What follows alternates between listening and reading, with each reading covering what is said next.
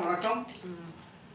வணக்கத்தை தெரிவித்து நாம்கோ இல்லத்தில் இருக்கும் முதியவர்களுக்கு யோகா பயிற்சியின் மூலம் உங்களுக்கு என்னன்னு செஞ்சு காட்டுறேன். இப்போ நான் செய்ய போகிற யோகா என்ன?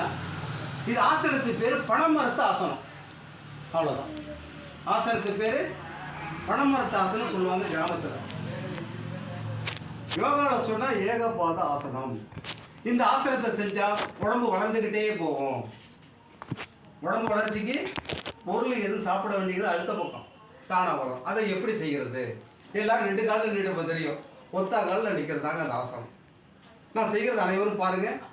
பார்த்து மகிழ்வடையணும். மனம் மகிழ்வடைஞ்சாலே முடிஞ்சது. பாருங்கள், முதல்ல இறைவனை வேண்டிக் கொள்ளணும்னு சொன்ன முத்திரையை, அந்த முத்திரையை முதல்ல வணங்கிட்டு இதை மட்டும் செய்ய, இதை மட்டும் அடுத்து பாருங்கள். நீங்கள் இப்படி சொல்லுங்க. சரி, முத்திரையை போட்டுட்டீங்களா? அப்புறம் என்ன செய்யணும்? இறைவனை வணங்கி 2 காலில் நம்ம பாடியில் எல்லாம் நின்றுட்டு இருக்கோம். செய்கிறதா தான் நான் சொல்கிறேன். இந்த 2 காலில் இருக்கிறத அதனுடைய நம்ம உடம்புல உள்ள தன்மையெல்லாம் ஒரு காலில் கொண்டு வரணும். ஒரு காலை லேசாக்கணும். அப்படியே பாருங்க, இந்த காலை அப்படி தூக்கணும். பார்வை நேரம் இருக்கும்.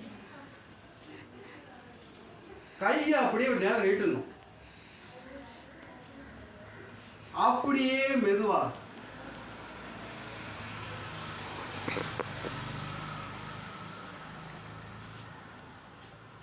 பாப்பா, நீ சும்மா 10 எண்ணிக்கை இங்கிலீஷில் சொல்லுங்க. 1 2 3 4 5 6 7 8 9 10. ரிலாக்ஸ். வெரி குட், சூப்பர்மா. இதுதான் புரியுதுல. இது ஆரம்ப ஸ்டேஜ் 10 எண்ணிக்கை செய்யணும். 10 எண்ணிக்கை செஞ்சு முடிச்சுட்டு நேரம் மூச்சை சீராக்கினீங்கன்னா உடல் வளர்ச்சிக்கான பயிற்சி. இங்கே குழந்தைகளே இருக்கான்னு சொன்னாங்க, இது தெரிஞ்சுக்க. அதுதான் உண்மை. இந்த இடத்துல செயல்படும் போது அப்படியே அவங்களையும் கவர் பண்ணி எடுப்பா. அவனை மன மகிழ்வை காட்டணும். இந்த இடத்துல அதான் உண்மை. சரியான மன மகிழ்வை காட்டணும். இப்போ நான் 2 பக்கம், ஒரு பக்கம் செஞ்சால் 2 பக்கம் செய்யணுமா?